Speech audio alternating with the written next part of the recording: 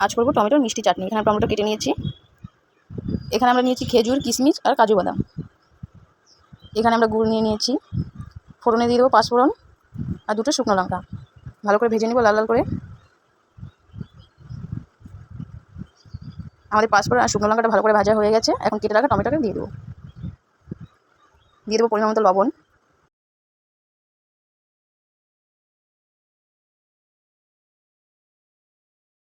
দিয়ে দেবো পরিমাণ মতো হলুদ। ভালো করে একটু নেড়ে চেড়ে গুড়গুলাকে দিয়ে দেবো।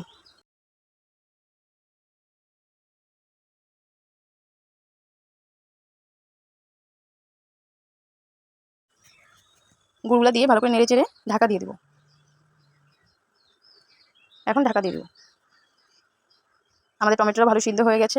গুড় এখন দিয়ে দেবো খেজুর, কিশমিশ আর কাজু বাদাম। এটা দিয়ে ভালো করে আমরা একটু নেড়ে চেড়ে নেব। এভাবে তোমরা বাড়িতে ট্রাই করে দেখতে পারো।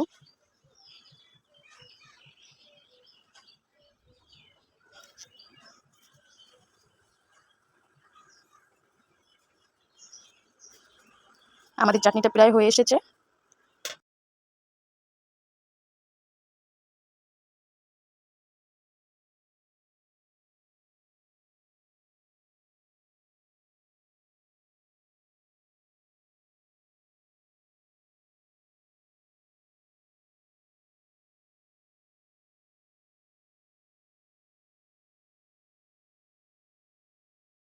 আমাদের চাটনি রেডি। এখন আমরা নামিয়ে নেব।